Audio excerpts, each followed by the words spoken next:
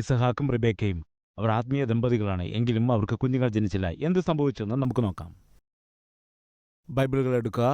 ഉൽപ്പത്തി പുസ്തകം. സമാധാനമുള്ള കുടുംബം എങ്ങനെയാണ്? 25-ാം അധ്യായം. ഉൽപ്പത്തി പുസ്തകം 25-ാം അധ്യായം 20-ാം വാക്യം വായിക്കുകയാണ്. ഇസഹാക്ക് 40-ാമത്തെ വയസ്സിൽ വിവാഹം കഴിച്ചുവെന്നിവിടെ കാണാൻ കഴിയുന്നു. ഇസഹാക്കിൻ്റെ ഭാര്യ മച്ചിയായിരുന്നു എന്ന് നമുക്കിവിടെ കാണാൻ കഴിയുന്നുണ്ട്. ഇസഹാക്കിൻ്റെ ഭാര്യ മച്ചിയായിരുന്നു. ഈ പ്രശ്നം ആർക്ക് പരിഹരിക്കാൻ കഴിയും? പറയുക.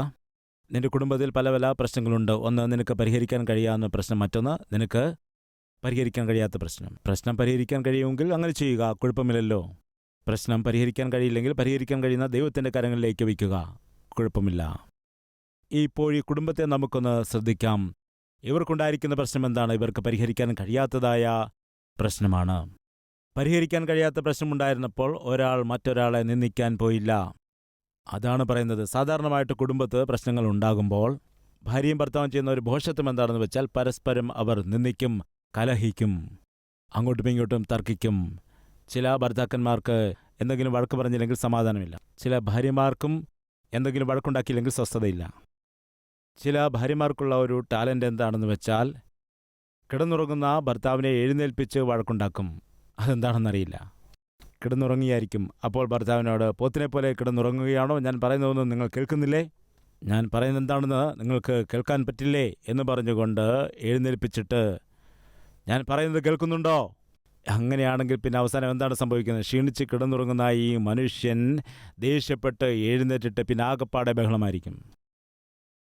അപ്പോൾ ഇവൾ മിണ്ടാതെ പോയി അടുക്കളയിൽ പണി ചെയ്യും. ഇവളുടെ ടാലൻ്റ് എന്താണ്? എഴുന്നേൽപ്പിച്ച് അടി വാങ്ങിക്കുക. ചിലരിങ്ങനെ കിടന്നുറങ്ങുന്ന കഴുതി എഴുന്നേൽപ്പിച്ചിട്ട് ചവിട്ടുകൾ വാങ്ങിക്കും. അതൊരു ശീലമാണ്. എല്ലാ ദിവസവും 2 കിട്ടിയില്ലെങ്കിൽ പിന്നെ മര്യാദയ്ക്കിരിക്കില്ല. എന്തൊരു ടാലൻ്റാണത്! സ്വസ്ഥമായിരിക്കാൻ കഴിയില്ലേ? ഭർത്താവിനോട് അല്ലെങ്കിൽ ഭാര്യയോട് വഴക്ക് കൂടാതെ സമാധാനത്തോടെ ഇരിക്കില്ലേ? വിവാഹം കഴിച്ച എന്തിനാണ്? സന്തോഷത്തോടെ സമാധാനത്തോടെ ജീവിക്കാനല്ലേ? ജീവിതാന്ത്യം വരെ അവനോടൊപ്പം അവളോടൊപ്പം ഒരുമിച്ച് ജീവിക്കണമെന്ന് ആഗ്രഹിക്കുന്നു. അങ്ങനെ ഒരുമിച്ച് ജീവിച്ചാൽ നല്ലതല്ലേ? പിന്നെ എന്തിനാണ് ഈ തലവേദനയും വഴക്കുമൊക്കെ ഉണ്ടാക്കുന്നത്? ചില ആളുകൾ ഒന്നും പറയാതെ ഇരിക്കുകയില്ല. എന്തെങ്കിലും പറഞ്ഞ് വഴക്കുണ്ടാക്കണം. ഭാര്യ ഭർത്താക്കന്മാരെ, ഈ ദമ്പതികളെ നോക്കാം. അവർക്കൊരു പ്രശ്നമുണ്ടായി, തീരാത്ത പ്രശ്നമുണ്ടായി. തൻ്റെ ഭാര്യ കുഞ്ഞുങ്ങൾക്ക് ജന്മം കൊടുക്കില്ല എന്നറിഞ്ഞപ്പോൾ ഭർത്താവ് അവളെ നിന്ദിക്കുവാനായിട്ട് പോയില്ല, അവളെ ഭീഷണിപ്പെടുത്തിയില്ല. ഇനിയും 1 വർഷം കൂടി സമയം തരും. ഒരു മകനോ മകളോ ജനിച്ചില്ല എങ്കിൽ ഈ ബന്ധം ഞാൻ വേർപെടുത്തിക്കളയും. ഇങ്ങനെ ഭീഷണിപ്പെടുത്തിയില്ല. പല സമയത്തും സഹോദരിമാർ വന്ന് പറയാറുണ്ട്, വിവാഹം കഴിഞ്ഞിട്ട് 5 വർഷമായിരിക്കുന്നു. എൻ്റെ അമ്മായിമ്മ പറയുകയാണ്. എന്താണ് പറയുന്നത്? എന്നോട് പറയുകയാണ്, നോക്കൂ, ഇനിയും 1 വർഷം കൂടി സമയം തരാം. എനിക്കൊരു കൊച്ചുമകനെയോ കൊച്ചുമകളെയോ കൊണ്ടു തന്നില്ല എങ്കിൽ ഈ വിവാഹബന്ധം ഞാൻ വേർപെടുത്തിക്കളയും, നോക്കൂ എന്ന് പറഞ്ഞുകൊണ്ട് ഭീഷണിപ്പെടുത്തിയെന്ന്. ആ ഭീഷണി നിങ്ങളുടെ മകന് നേരെ ചെയ്തുകൂടെ? എടാ മകനെ, 1 വർഷം സമയം തരികയാണ്. ഒരു കൊച്ചുമകനെയോ കൊച്ചുമകളെയോ എൻ്റെ കയ്യിൽ നീ കൊണ്ടുവന്ന് തന്നില്ല എങ്കിൽ ഈ വീട് നിനക്ക് തരില്ല. ഈ നിൻ്റെ സഹോദരിക്ക് ഞാൻ എഴുതി കൊടുക്കുമെന്ന് പറഞ്ഞുകൂടെ? മകനോട് പറയില്ല, മരുമകളോട് പറയും. ആ മരുമകൾ ഓൾറെഡി മാനസികമായി ഭാരപ്പെടുകയാണ്. കുഞ്ഞുങ്ങളില്ലാത്തത് കൊണ്ട് സങ്കടപ്പെടുകയാണ്, മാനസിക ഭാരം അനുഭവിക്കുന്നു. അങ്ങനെയുള്ള സമയത്ത് ഈ ഭീഷണി പുറത്തുനിന്ന് നമ്മുടെ ചുറ്റുപാടുകളിലും കുടുംബങ്ങളിലും അങ്ങനെയുള്ളവർ ഉണ്ടോ? ദയവ് ചെയ്ത് ഭീഷണിപ്പെടുത്തരുത്. പല മാതാപിതാക്കളൊക്കെ എൻ്റെ അരികിൽ വന്നിട്ട് പ്രാർത്ഥന അപേക്ഷയ്ക്ക് വരാറുണ്ട്. വന്നിട്ട് പലപ്പോഴും പറയാറുണ്ട്, മകനെ പ്രാർത്ഥന ചെയ്യണം. എന്തിനാണ്? വിവാഹം കഴിഞ്ഞിട്ട് 8 വർഷം കഴിഞ്ഞിരിക്കുന്നു എൻ്റെ മരുമകൾ. ഇപ്പോൾ വരെ ഒരു കുഞ്ഞിക്കാല് കാണാനുള്ള ഭാഗ്യം ഞങ്ങൾക്ക് കിട്ടിയില്ല. എൻ്റെ മരുമകൾ മച്ചിയാണ്, ദയവ് ചെയ്ത് അവൾക്ക് വേണ്ടി പ്രാർത്ഥിക്കണം എന്ന് പറയാറുണ്ട്.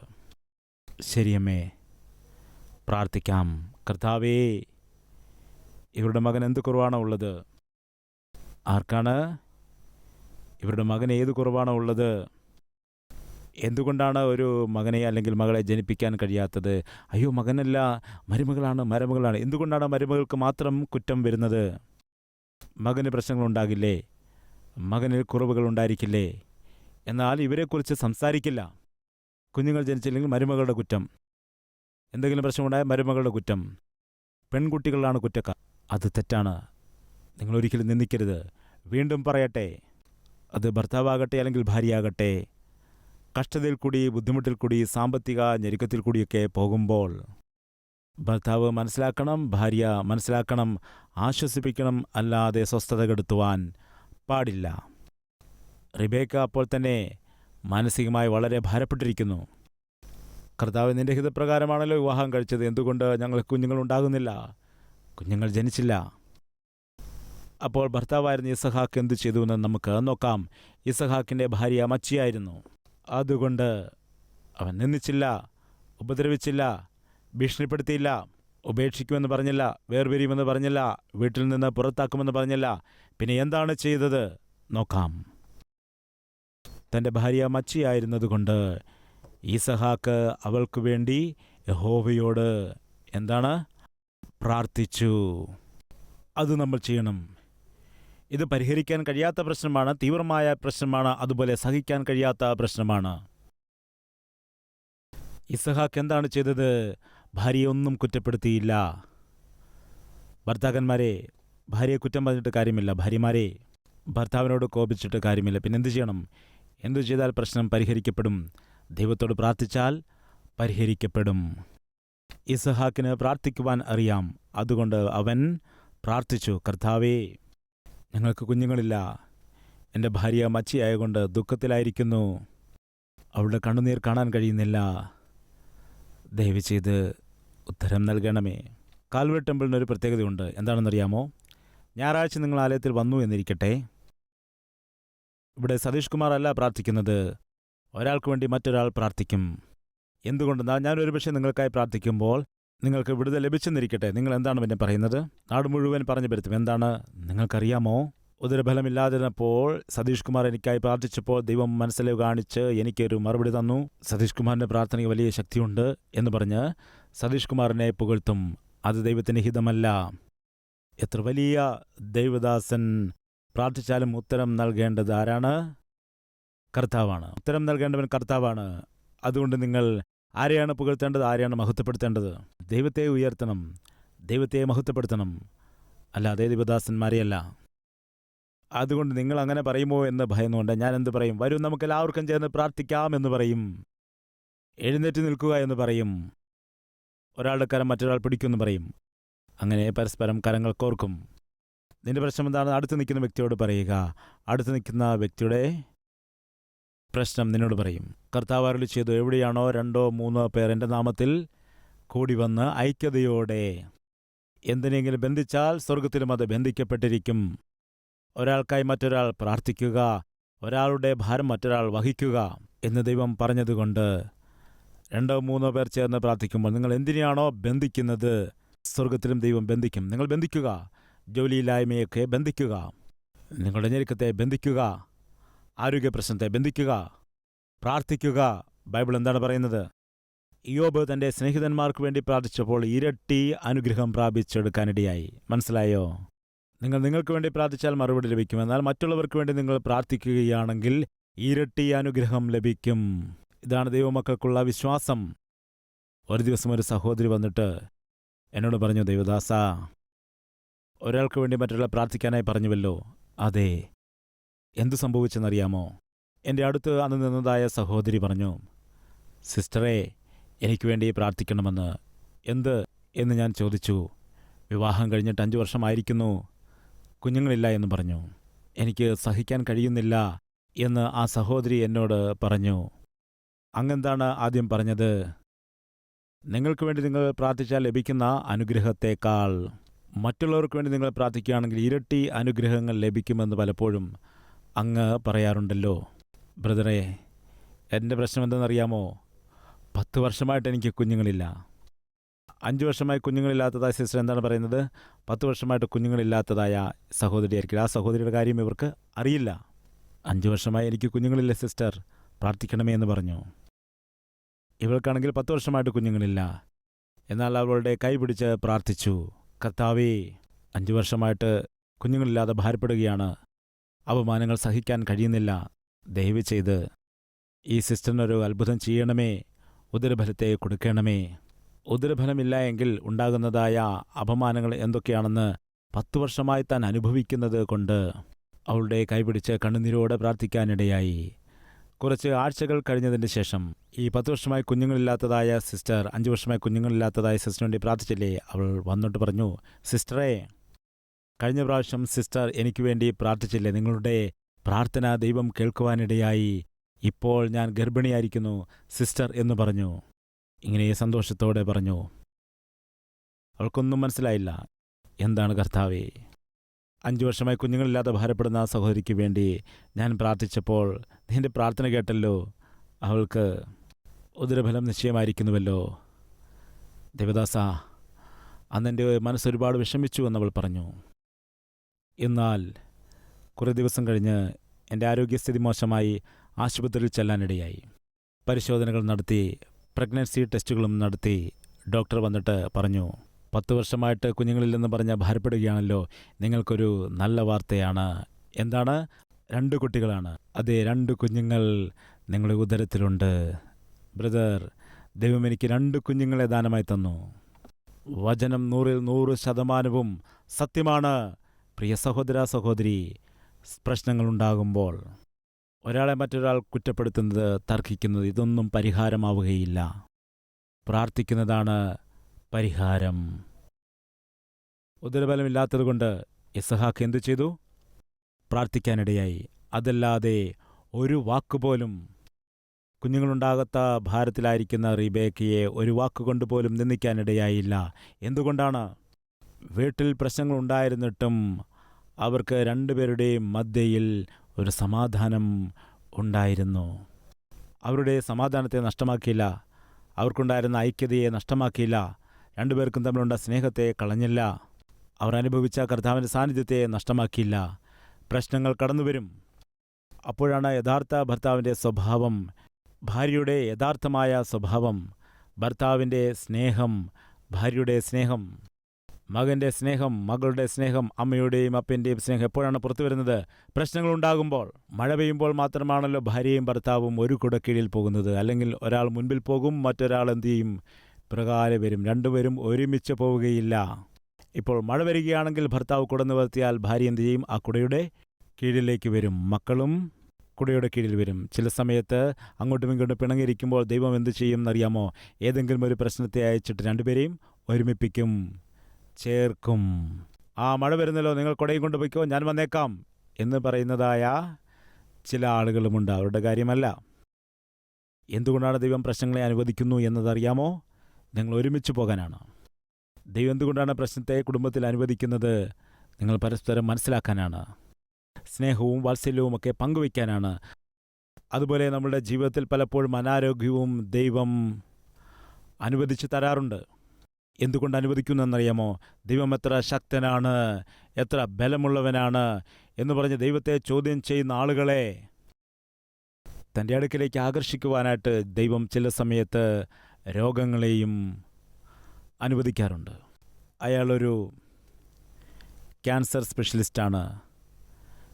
ക്യാൻസർ ചികിത്സ ചെയ്ത് ദേശത്തെ പേരുള്ള ഒരു മനുഷ്യനാണ്. അദ്ദേഹത്തിൻ്റെ പേര് സന്തോഷ് എന്ന് വിചാരിക്കാം. ക്യാൻസർ സ്പെഷ്യലിസ്റ്റാണ്. ഒരു പട്ടണത്തിൽ നിന്നും മറ്റൊരു പട്ടണത്തിലേക്ക് ഡോക്ടേഴ്സിൻ്റെ ഒരു കോൺഫറൻസിന് വേണ്ടി പോവുകയാണ്. അങ്ങനെ പോകുന്ന സമയം പെട്ടെന്ന് ഫ്ലൈറ്റിലുള്ള പൈലറ്റ് പറഞ്ഞു, ഫ്ലൈറ്റിന് ഒരു സാങ്കേതികമായ പ്രശ്നമുണ്ട്, അതുകൊണ്ട് ഏറ്റവും അടുത്ത വിമാനത്താവളത്തിൽ തന്നെ ഫ്ലൈറ്റ് ലാൻഡ് ചെയ്യാൻ പോവുകയാണ്. ഇല്ലെങ്കിൽ നമ്മുടെ ജീവന് അപകടമാണ്, അപകടം വരുവാനുള്ള ചാൻസുകൾ ഉണ്ട് എന്ന് പറഞ്ഞുകൊണ്ട് പെട്ടെന്ന് അടുത്തുള്ള സിറ്റിയിൽ ഫ്ലൈറ്റ് ലാൻഡ് ചെയ്തു. ഫ്ലൈറ്റ് നന്നാക്കിയാൽ ഇതേ ഫ്ലൈറ്റിൽ തന്നെ പോകാൻ കഴിയുമെന്നാൽ നന്നാക്കാൻ പറ്റിയില്ലെങ്കിൽ മറ്റൊരു ഫ്ലൈറ്റ് പിടിച്ച് നിങ്ങൾക്ക് പോകേണ്ടി വരും. എന്നാൽ അത് നന്നാക്കാൻ കഴിഞ്ഞില്ല. ഈ സന്തോഷ് എന്ന ഡോക്ടർ ദൈവത്തിൽ വലിയ വിശ്വാസമില്ല, ഒട്ടും വിശ്വാസമില്ല. ഡോക്ടറാണല്ലോ. വിമാനത്താവളത്തിൽ വന്നതിന് ശേഷം നോക്കുമ്പോൾ തനിക്ക് പോകേണ്ട ഇടത്തേക്കപ്പോൾ ഫ്ലൈറ്റുകളില്ല. എന്നാൽ നിശ്ചയമായിട്ടും ആ പട്ടണത്തിൽ പോകേണ്ടതാണ്. അവസാനം അയാൾ എന്തു ചെയ്തെന്നറിയാമോ? ഒരു കാറ് വാടകയ്ക്കെടുത്തു. താൻ തന്നെ ഡ്രൈവ് ചെയ്ത് പോവുകയാണ്. അപ്പോൾ ഭയങ്കര മഴയുണ്ടായി. ചുഴലിക്കാറ്റടിക്കുന്നു. ആ സമയത്ത് ഇയാൾ വഴിതെറ്റിപ്പോകുന്നു. അങ്ങനെ വഴിതെറ്റി ഒരു മരുഭൂമിയുള്ള സ്ഥലത്തേക്ക് പോയി. അവിടേക്ക് ചെന്നപ്പോൾ ഒന്നും കാണുവാൻ കഴിയുന്നില്ല, മൊത്തം മരുഭൂമിയാണ്. എങ്കിലും കാർ ഓടിച്ചുകൊണ്ട് പോവുകയാണ്. അങ്ങനെ ഇരുട്ടി വ്യാപിച്ചു, രാത്രിയായി. ഏകദേശം രാത്രി 9 മണി കഴിഞ്ഞ് കാണും. എവിടേക്ക് പോകുന്നു എന്ന് അയാൾക്കറിയില്ല, കാരണം വഴിതെറ്റിയിരിക്കുകയാണ്. അയാൾക്ക് നന്നായി വിശക്കുന്നുണ്ടായിരുന്നു. നോക്കുമ്പോൾ മുൻപിൽ മരുഭൂമിയാണ്. പിന്നെ ഒരു ഗ്രാമം കണ്ടു തുടങ്ങി. ഗ്രാമത്തിലേക്ക് കയറിയപ്പോൾ അവിടെ ഒരു വീട്ടിൽ വെട്ടം കാണുന്നുണ്ട്. കാർ നിർത്തി. അവിടെ ചെന്ന് വിളിച്ചപ്പോൾ ഒരാൾ വെളിയിൽ വന്നു. ചോദിച്ചു, എന്താണ് ആവശ്യമെന്ന് ചോദിച്ചു. ഞാൻ വഴിതെറ്റിപ്പോയിരിക്കുന്നു, ഇപ്പോൾ നന്നായി വിശക്കുന്നുണ്ട്, എനിക്ക് കഴിക്കാൻ എന്തെങ്കിലും അല്ലെങ്കിൽ അല്പം ചായയെങ്കിലും തന്നാൽ വിശപ്പിന് ആശ്വാസം കിട്ടും. ഞാനിവിടെ ഇരിക്കട്ടെ. ശരി, ഇരുന്നു എന്ന് പറഞ്ഞു. അങ്ങനെ അവിടെ ഇരിക്കുവാൻ ഇടയായി. ആ സ്ത്രീ പറഞ്ഞു, ഞാൻ നിങ്ങൾക്ക് ചായ ഉണ്ടാക്കാം എന്ന് പറഞ്ഞ് ആ വീട്ടുകാരത്തി ചായ ഉണ്ടാക്കി. ചായ കൊണ്ട് കൊടുത്തു. അയാൾ ചായ കുടിച്ചപ്പോൾ പറഞ്ഞു, സാറേ, നിങ്ങൾ ചായ കുടിച്ചുകൊണ്ടിരിക്കുക, അല്പസമയത്തിന് ശേഷം നിങ്ങൾക്ക് എന്തെങ്കിലും ആഹാരം ഞാൻ ഉണ്ടാക്കിത്തരാം. എന്നാൽ ഇപ്പോഴെനിക്ക് അത്യാവശ്യമായിട്ടും പ്രാർത്ഥിക്കേണ്ടത് ആകുന്നു. പ്രാർത്ഥന ചെയ്യണമോ? അതെ, എനിക്ക് പ്രാർത്ഥിക്കണം. എന്തിനു വേണ്ടിയാണ്? ഞാനൊരു പ്രശ്നത്തിലായിരിക്കുകയാണ്, അതുകൊണ്ട് പ്രാർത്ഥിക്കണം. ഇയാൾക്ക് വിശ്വാസമില്ലല്ലോ. ശരി, പ്രാർത്ഥിക്കൂ പ്രാർത്ഥിക്കൂ എന്ന് പറഞ്ഞു. അവിടെ ഒരു കട്ടിലുണ്ടായിരുന്നു. അതിൽ ഒരു കൊച്ചുകുട്ടി കിടക്കുന്നു, 7 or 8 വയസ്സ് പ്രായം. ആ കുഞ്ഞിൻ്റെ അരികിലിരുന്ന് മുഴങ്കാൽ മടക്കി സ്ത്രീ പ്രാർത്ഥിക്കുകയാണ്. എന്താണെന്നറിയാമോ? ദൈവമേ, ചെറിയ കുട്ടിയാണ്, ക്യാൻസർ എന്ന രോഗത്താൽ ഭാരപ്പെടുകയാണ്. ഇവർ പ്രാർത്ഥിക്കുകയാണ്. കഴിഞ്ഞ ദിവസം ആശുപത്രിയിൽ കൊണ്ടിരുന്നപ്പോൾ അവരെന്തു പറഞ്ഞെന്നറിയാമോ? സഹോദരി, ഇതിന് ഞങ്ങൾക്ക് ചികിത്സ ചെയ്യാൻ കഴിയില്ല, ഒരാൾക്ക് മാത്രമേ സൗഖ്യമാക്കാൻ കഴിയൂ. ഒരു ഡോക്ടർ, സന്തോഷ് എന്നാണ് പേര്. അയാൾ ക്യാൻസർ സ്പെഷ്യലിസ്റ്റാണ്. അയാൾ ദൂരെയുള്ള ഏതോ ഒരു പട്ടണത്തിലാണ്. അയാൾ എവിടെയാണോ, എങ്ങനെ അയാളെ കാണാൻ കഴിയും? അയാൾ എവിടെയാണെന്ന് ഞങ്ങൾക്കറിയില്ല. കർത്താവേ, ആ സന്തോഷ് എന്ന ഡോക്ടർ ചികിത്സിക്കുകയാണെങ്കിൽ മാത്രമേ എൻ്റെ മകന് സൗഖ്യം പൂർണ്ണമായും ലഭിക്കുകയുള്ളൂ. കർത്താവേ, ആ ഡോക്ടറിൻ്റെ അരികിൽ കൊണ്ടുപോകാനുള്ള വഴി എനിക്കറിയില്ല. എന്തു ചെയ്യണമെന്ന് എനിക്കൊരു എത്തും പിടിയുമില്ല. ആ സന്തോഷ് എന്ന ഡോക്ടറിനെ ഞങ്ങളെ ഒന്ന് പരിചയപ്പെടുത്തണമേ. ഇങ്ങനെ പ്രാർത്ഥിച്ചു കൊണ്ടിരിക്കുമ്പോൾ ചായ കുടിച്ചു കൊണ്ടിരുന്നതായ ഈ ഡോക്ടർ ചായക്കപ്പ് അവിടെ വെച്ചു. എന്താണ് ഇയാളുടെ പേരെന്താണ്? സന്തോഷ്. ഏത് സ്പെഷ്യലിസ്റ്റാണ്? Cancer specialist. അവരെന്താണ് പ്രാർത്ഥിക്കുന്നത്? അവരുടെ മകന് സൗഖ്യം ലഭിക്കുവാൻ. സന്തോഷ് എന്ന ക്യാൻസർ സ്പെഷ്യലിസ്റ്റ് ഡോക്ടറെ കണ്ടെങ്കിൽ മാത്രമേ സൗഖ്യം ലഭിക്കൂ. അതിനുള്ള പണം ഞങ്ങളുടെ കയ്യിലില്ല. അദ്ദേഹം എവിടെയാണെന്നറിയില്ല, എന്തു ചെയ്യണമെന്നറിയില്ല. ആ ഡോക്ടറിനെ ഞങ്ങൾക്കൊന്ന് പരിചയപ്പെടുത്തണമേ. അവർ പ്രാർത്ഥിച്ചു കഴിഞ്ഞപ്പോൾ ഇദ്ദേഹം 2 കരങ്ങളും കൂപ്പിക്കൊണ്ട്, സഹോദരി, എനിക്ക് ഒരു ദൈവത്തിലും വിശ്വാസം ഇല്ല, എന്നാൽ നിങ്ങൾ സേവിക്കുന്ന ദൈവം സാധാരണക്കാരനല്ല. എന്താണ്? നിങ്ങളുടെ പ്രാർത്ഥന കേൾക്കുന്ന ദൈവമുണ്ട് എന്നും നിങ്ങൾ സേവിക്കുന്ന ആ ദൈവത്തെയാണെന്നും ഇന്ന് നിങ്ങളുടെ പ്രാർത്ഥനയിൽ കൂടി എനിക്കറിയാൻ കഴിഞ്ഞു. എങ്ങനെ പറയാൻ കഴിയും? ഞാൻ ഞങ്ങളുടെ പട്ടണത്തിൽ നിന്നും ഏതോ ഒരു പട്ടണത്തിലേക്ക് ഫ്ലൈറ്റിൽ പോവുകയാണ്. ഫ്ലൈറ്റിൽ പോയിക്കൊണ്ടിരിക്കുന്ന സമയത്ത് ഫ്ലൈറ്റിന് കംപ്ലൈൻ്റ് ഉണ്ടായി. പെട്ടെന്ന് മറ്റൊരു പട്ടണത്തിൽ എനിക്ക് ഇറങ്ങേണ്ടതായിട്ട് വന്നു. അവിടെ നിന്ന് വാടകയ്ക്ക് കാർ എടുക്കേണ്ടതായി വന്നു. ആകാശം മേഘാവൃതമായിട്ട് പെരുമഴയുണ്ടാകുന്നു. അങ്ങനെ ഞാൻ വഴിതെറ്റിപ്പോകുന്നു. ഇതാ നിങ്ങളുടെ വീട്ടിലേക്ക് വരുന്നു. ഈ ദൈവം സാധാരണക്കാരൻ അല്ല. പ്രശ്നങ്ങളുണ്ടോ? ഉണ്ടോ ഇല്ലയോ? ഇസഹാക്കിൻ്റെയും റിബേക്കയുടെയും ജീവിതത്തിലും തീരാത്ത പ്രശ്നങ്ങൾ, സഹിക്കാൻ കഴിയാത്ത പ്രശ്നം, പരിഹരിക്കാൻ കഴിയാത്ത പ്രശ്നം, തീവ്രമായ പ്രശ്നം. അവർ നിന്ദിച്ചില്ല. പിന്നെ എന്താണ് ചെയ്തത്? അവർ നേരെ പ്രശ്നം തീർക്കുവാൻ കഴിയുന്ന ദൈവസന്നിധിയിൽ ചെന്നു. നിങ്ങളുടെ ജീവിതത്തിൽ എന്തെല്ലാം വലിയ പ്രശ്നങ്ങളുണ്ടായാലും, എത്ര തീവ്രമായ പ്രശ്നങ്ങളുണ്ടായാലും കുറ്റപ്പെടുത്തരുത്. പിന്നെ എന്തു ചെയ്യണം? പരിഹരിക്കാൻ കഴിയുന്ന ദൈവത്തിൻ്റെ സന്നിധിയിൽ മുഴങ്കാൽ മടക്കണം, പ്രാർത്ഥിക്കണം. എന്തു സംഭവിച്ചു? നമുക്ക് നോക്കാം. ഇസഹാക്കിൻ്റെ ഭാര്യ മച്ചിയായിരുന്നതുകൊണ്ട് ഇസഹാക്ക് അവൾക്ക് വേണ്ടി യഹോവയായ ദൈവത്തോട് പ്രാർത്ഥിച്ചു. യഹോവ അവൻ്റെ പ്രാർത്ഥന കേട്ടതുകൊണ്ട് അവൻ്റെ ഭാര്യ റിബേക്ക ഗർഭം ധരിച്ചു. മനസ്സിലായോ? നമ്മുടെ പ്രാർത്ഥന ദൈവം കേൾക്കും. എന്തുകൊണ്ടാണ്? അവൻ കണ്ണുകൊണ്ട് കാണാൻ കഴിയുന്നവനാണ്, ചെവി കൊണ്ട് കേൾക്കുവാൻ കഴിയുന്നവനാണ്, ഹൃദയം കൊണ്ട് മനസ്സിലാക്കുവാൻ കഴിയുന്നവനാണ്. അവൻ നമ്മെ അറിയുന്നവനാണ്.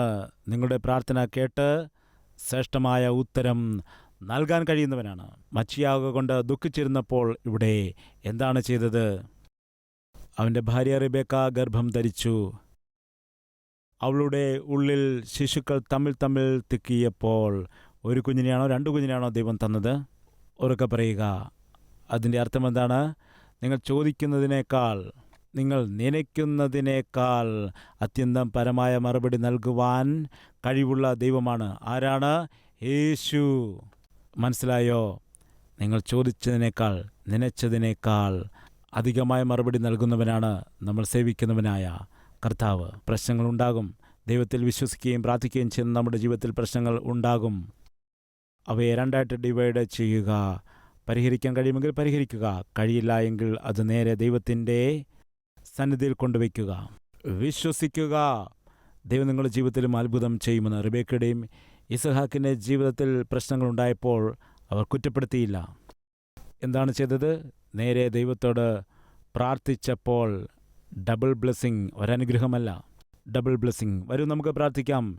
ഇന്ന് നിങ്ങളുടെ ജീവിതത്തിൽ എന്ത് പ്രശ്നമുണ്ടെങ്കിലും അതിൽ നിന്ന് കർത്താവ് ഒരു വിടുതൽ നൽകേണ്ടതിന് വേണ്ടി നമുക്കൊരുമിച്ച് കർത്താവിനോട് ഇപ്പോൾ തന്നെ പ്രാർത്ഥിക്കാം.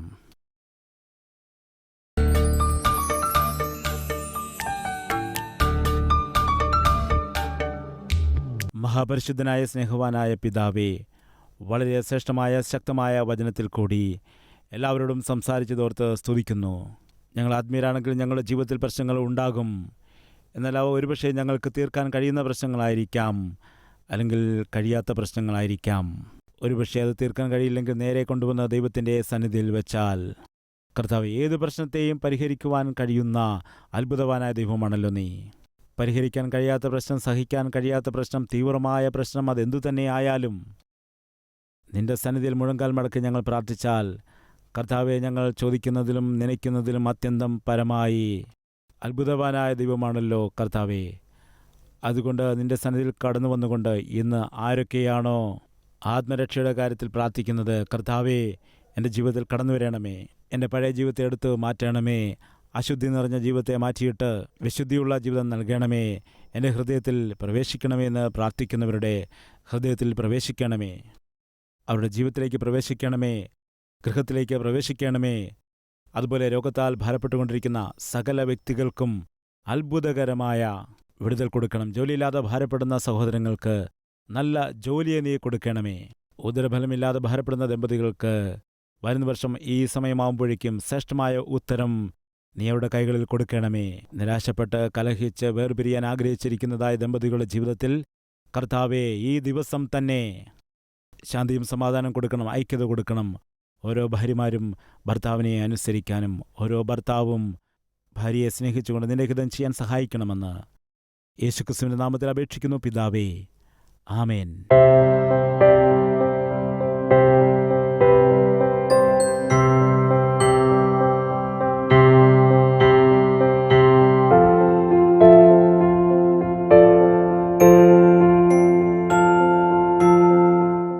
Address: Calvary, Post Box number 30, Kukatpalli, Hyderabad 72.